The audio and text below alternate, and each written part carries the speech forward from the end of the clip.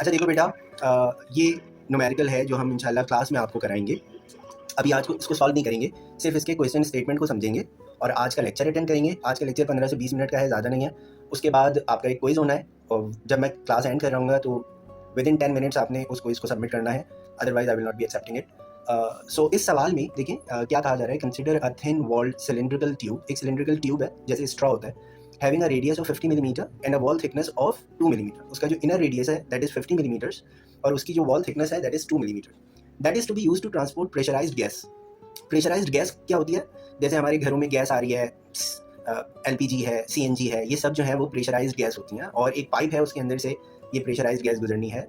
If inside and outside tube pressures are 20 and 0.5 atm respectively, which of the metals and alloys listed in table 6.8 are suitable candidate? यानी being an engineer आपको बताना है कि ये table है, steel है, aluminium है, copper है, एक सेकंड भाई रुको, कॉपर है, ब्रास है, मैग्नीशियम है, टाइटेनियम है और इनमें से मुझे चूज करना है कि for this particular application which one is the best. ठीक है। अच्छा अब यहाँ पे उसकी यील्ड स्ट्रेंथ हमें गिवन है, स्टील की, एल्युमिनियम की, कॉपर की, ब्रास की, मैग्नीशियम की, टाइटेनियम की। अच्छा अभी हमने यील्ड स्ट्रेंथ पढ़ी नहीं है तो अभी हम जाहिर है न्यूमेरिकल सॉल्व भी नहीं कर रहे हैं, हम तो सिर्फ अभी न्यूमेरिकल समझ रहे हैं। और हर मटेरियल की डेंसिटी दी हुई है और बताएं यहाँ क्या गिवन है। दिस इज पर KG price in US dollars, यानी स्टील की जो प्राइस है दैट इज 1.25 यूएस डॉलर्स पर केजी। कॉपर की जो प्राइस है दैट इज 6.25 यूएस डॉलर्स पर केजी। यानी अगर मैं कॉपर खरीदता हूँ 1 किलो तो मुझे हर केजी पर 1 किलो कॉपर खरीदता हूँ तो मुझे 6.25 डॉलर्स देने हैं। तो ये हमारे पास डाटा मौजूद है और अब हमें इस एप्लीकेशन के लिए पाइप चूज करना है। Am I clear?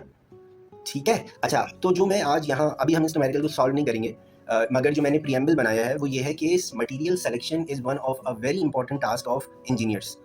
ये ज़रूरी नहीं होता कि आप नेवल आर्किटेक्ट हैं या मैकेनिकल इंजीनियर हैं या केमिकल इंजीनियर हैं, आपकी एप्लीकेशंस के लिए जो मटेरियल सिलेक्शन है दैट इज़ अटमोस्ट इंपॉर्टेंट। ठीक है, ये हम बार बार क्लासेस में कह चुके हैं। अच्छा और बस आज हमने ये प्रीएम्बल डिफाइन किया and today I will take this discussion to some other topic जो इस वक्त दुनिया में हो रहा है। और आप सबको पता है कि क्या हो रहा है इस वक्त दुनिया में। हमारे सामने एक जो है वो वॉर हो रही है।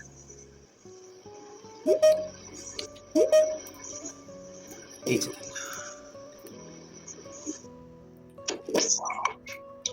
इस वक्त हमारे सामने दुनिया में एक वॉर हो रही है। Is the PPT screen can be seen by everybody? Yes, sir.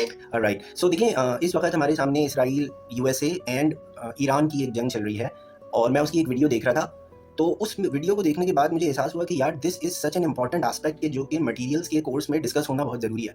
ठीक है। सो आज की क्लास में we will be talking about that with some particular and very specific disclaimers. और देखें ये इंपॉर्टेंट डिस्क्लेमर्स लिखे हुए हैं। और सबसे पहले, we are not going to discuss any politics, we are not interested in politics, we are not going to discuss religion. what we are interested in is we are going to discuss the role of materials technology। आपके course जो मैं आपको पढ़ा रहा हूँ उस course का नाम क्या है? Marine material science and engineering. So इस पूरे इंसिडेंट में मटेरियल्स का क्या रोल है, we will be discussing that. ठीक है। Being an engineer in future you shall have the role to select appropriate materials for particular applications. Thus this discussion is very relevant and technically important। आप अपने लिए अपने areas में जब इंशाल्लाह jobs कर रहे होंगे तो you will be given the task of selecting various materials. कि जैसे अभी मैंने आपको एक एग्जांपल दिखाई थी कि भाई एक गैस ट्रांसपोर्ट करनी है from one point two another. अब आपको उसके लिए पाइप का मटीरियल सेलेक्ट करना है कि आप प्लास्टिक का पाइप लेंगे कि आप स्टील का पाइप लेंगे। और आपका सिलेक्शन आपका सिलेक्शन विल इंक्रीज और decrease the cost of the project. अगर आप बहुत महंगा मटीरियल सेलेक्ट कर लेंगे तो जाहिर है आप बहुत एक्सपेंसिव प्रोजेक्ट बना देंगे, आपकी कंपनी को लॉस होगा। सो अगर आप बहुत ही बेहुदा सा कोई मटेरियल चूज कर लेंगे तो that will cause an accident. तो आप पैसे तो बचा लेंगे मगर एक एक्सीडेंट हो जाएगा। अगर गैस फ्लो कर रही है और गैस की पाइपलाइन फट गई तो it can cause a huge disaster. So you have to be very intelligent to select a material for every particular application. Okay, so let us proceed with me. ठीक है, मेरे साथ चलें। We all know that a war is under way between US plus Israel against Iran. अच्छा अब आप अगर मेरे एरो को फॉलो करें तो ये एक पहला फिगर है जो मैं आपको दिखाना चाह रहा हूँ। और अगर इस फिगर को आप देखें तो ये कुवैत में एक यूएस का बेस है और ये जो एक सर्किल बना हुआ है रेड सा, दिस इज़ अ रेडार। और ये है ANFPS अर्ली वार्निंग रेडार, कि जिसका काम ये है कि ये अपनी तरफ या 5000 किलोमीटर के स्पैन में कोई भी अगर मिसाइल मूव करेगा तो ये उसे ट्रेस कर लेगा। ठीक है। So it is ANFPS early warning radar to detect any missile within the range of 5000 kilometres. 5000 kilometres एक बहुत बड़ा रेंज होता है। और इसको बनाने के लिए जो डॉलर्स लगे American, that was 1.1 billion US dollars, जिसको अगर हम कन्वर्ट करें तो it will be 9,000 crore Pakistani rupees.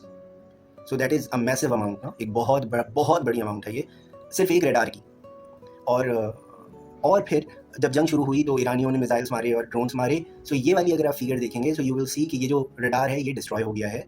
और अगर आप जूम इन करेंगे so you will see this image, ठीक है, ओके। और मैं आपको बता चुका हूँ कि ये एक अर्ली वार्निंग रडार है। मज़े की बात, जिस चीज़ ने मुझे मजबूर किया कि मैं ये आप लोगों से डिस्कस करूँ, और देखिए यहाँ पे क्या लिखा हुआ है, यहाँ पे लिखा हुआ है only technology perspective to be discussed, please make sure we are not going to discuss religion and politics. जो पॉइंट जिस वजह से मैंने चूज़ किया आज के लेक्चर में इसको डिस्कस करना, इसकी जो प्राइस है वो कितनी है, 1.1 बिलियन डॉलर, ठीक है, 1.1 बिलियन डॉलर। मगर इसको जो तबाह किया या जो इसको डैमेज किया वो एक ईरानी ड्रोन ने किया, जो कि यहाँ राइट साइड पे आप देख रहे हैं, and it is worth only of $50,000, यानी $50,000 का एक ड्रोन जाकर 1.1 बिलियन डॉलर की एक फैसिलिटी पे गिरा, और उस $50,000 के ड्रोन ने एक बहुत बड़ा नुकसान कॉस्ट का कर दिया, ठीक है। सो यहाँ पर जो मैं आपको बता रहा था, अभी आगे डिस्कशन होगा डिटेल्स में कि ये 50,000 का क्यों है, सिर्फ because of the material selected to make this drone.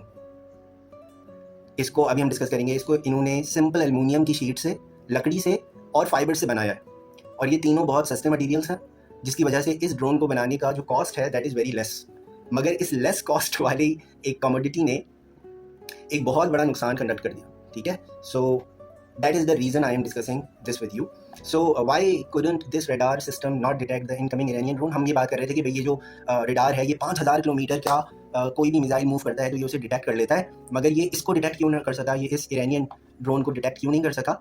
उसकी वजह ये है उसकी वजह ये है कि ये जो $1 बिलियन का रडार सिस्टम है ये हाइपरसोनिक मिसाइल्स को डिटेक्ट करने के लिए बनाया गया है, और ये जो ईरानियन ड्रोन है ये 180 किलोमीटर पर आवर की स्पीड से चलता है, जो कि बहुत हल्की स्पीड है, तो ये बेचारा उसे डिटेक्ट ही नहीं कर पाया।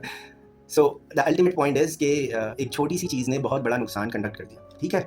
अच्छा, एक दूसरा सवाल जो जहन में आना चाहिए वो ये है कि भाई didn't Americans have any missiles which could intercept this Iranian drones. क्या अमेरिकन्स के पास कोई ऐसा ड्रोन्स खुद नहीं है कि जो ऐसे मिसाइल्स खुद नहीं है जो ड्रोन्स को काउंटर कर सकते हो? तो है, बिल्कुल है। ये दो वर्ड्स यहाँ पे आपको लिखे हुए नजर आ रहे होंगे, दो या एक, यहाँ ये देखें, ये लिखा हुआ है थाड और ये लिखा हुआ है पैट्रियट्स। ये दो तरह के एंटी मिसाइल मिसाइल्स हैं खुद, ये जो डिटेक्ट कर लेते हैं ड्रोन्स को, डिटेक्ट कर लेते हैं मिसाइल्स को और फिर जाकर उनको हवा में डिस्ट्रॉय कर देते हैं। मगर ये दोनों जो है वो भी बैलिस्टिक मिसाइल्स के लिए और हाइपरसोनिक मिसाइल्स के लिए बने थे, यानी स्लो मूविंग ऑब्जेक्ट्स ये डिटेक्ट ही नहीं कर पाए। सो इतना बड़ा नुकसान हो गया, ठीक है।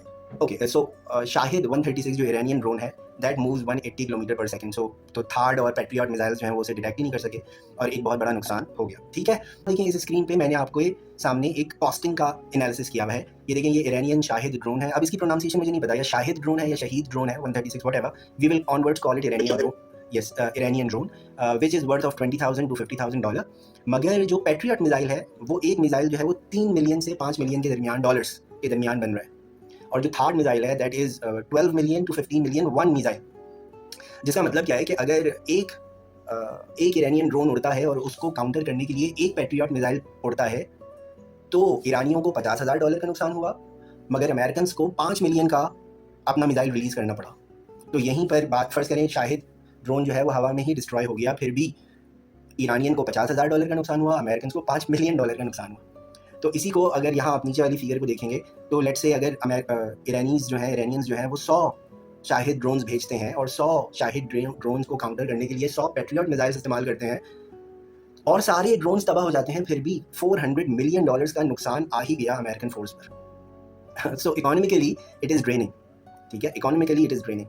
और आप सुन ही रहे होंगे कि ये बहुत कॉस्टली वॉर पड़ रही है अमेरिकन के लिए, ठीक है। अच्छा, अब हम जिस चीज़ में इंटरेस्टेड हैं वो इस स्लाइड में आपको नज़र आ रहा है कि लेफ्ट साइड पे हमने ईरानियन ड्रोन का थोड़ा सा कंपैरिजन दिया है और राइट साइड पे हमने पैट्रियट मिसाइल का कंपैरिजन दिया है, और हम ये कह रहे हैं कि भाई ये $50,000 का ड्रोन है।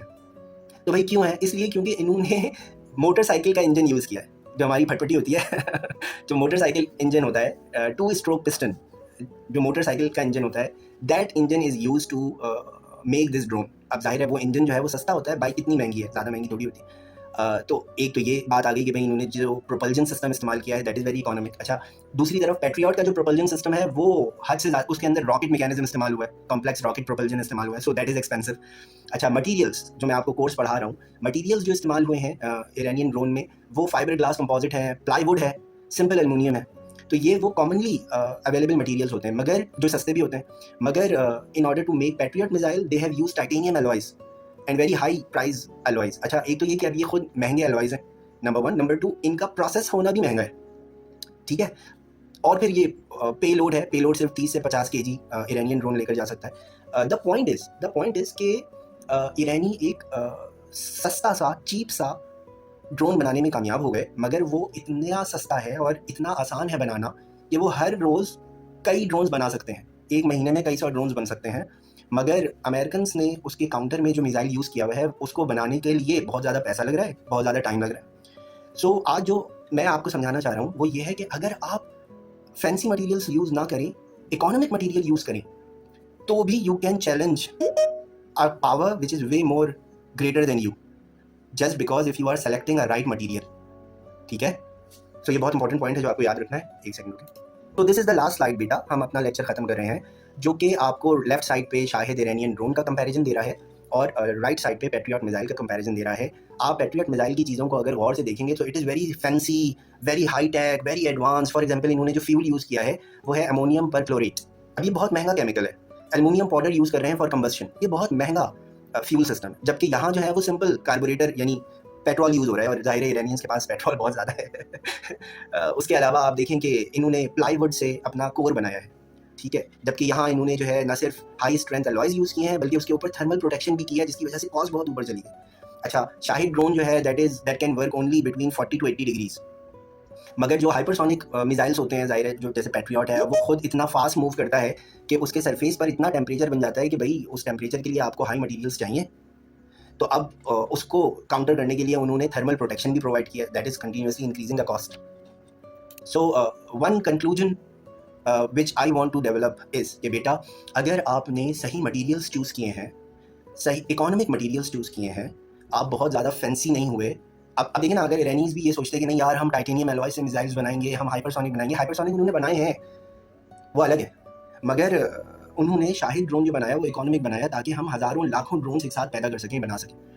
सो वो इस सिलेक्शन से, right selection of the material से इस काबिल हो गए कि उन्होंने बहुत बड़ी तादाद में, बहुत तेज़ी के साथ हज़ारों लाखों ड्रोन्स बना लिए, और अब वो दुनिया की सुपर पावर के सामने खड़े हुए हैं। और ख़बरें हमारे सामने आ रही हैं कि जंग हो रही है, वो भी मार रहे हैं, ये भी मार रहे हैं। सो मगर इट इज़ एस्टॉनिशिंग कि अमेरिका और इसराइल दोनों मिलकर ईरान पे हमला कर रहे हैं, और 12 दिन हो गए and Iran is standing all alone, but it is still standing and it is still fighting. And that is based on the technology. जो पॉइंट मैं आपसे इस लेक्चर में डिस्कस कर रहा हूँ, दैट इज़ दैट कि ये जो मैंने टॉपिक लेक्चर का टॉपिक रखा है आज, that is technology based wars. यहाँ technology is playing the game. मगर अब ये हम फाइनल मोमेंट्स पर हैं कि मिसाल के तौर पर हम ये आपसे क्यों डिस्कस कर रहे हैं। द पॉइंट इज़ कि हम थर्ड पार्टी के तौर पर एक जंग देख रहे हैं और उससे लर्निंग पॉइंट्स हासिल कर रहे हैं। वी हैव टू अंडरस्टैंड कि अगर हम भी अच्छे इंजीनियर बने, जो सही मटीरियल्स चूज़ कर सकते हैं, जो सही टेक्नोलॉजी चूज़ कर सकते हैं, तो हम भी इस तरह के काम कर सकते हैं कि इकोनॉमिक रिसोर्सेज, इकोनॉमिक टेक्नोलॉजी पर दुनिया की बड़ी ताकतों को चैलेंज करें when there is a need, when there is a time of need. So आप सबको ये बातें बताना, समझाना इसलिए ज़रूरी है कि ये आप इंजीनियरिंग रोल से कर सकते हैं सिर्फ उस वक्त जब आपने अच्छी तरह इंजीनियरिंग पढ़ी हो। अगर आपने सारे courses D F F F F लेकर पास किए हैं, so you won't be able to come up with innovative solutions, ठीक है। अगर आप इनोवेटिव सॉल्यूशंस चाहते हैं तो फिर आपको आज मेहनत करनी होगी, हर एरिया में आपको आज मेहनत करनी होगी। So with this I would like to conclude today's class.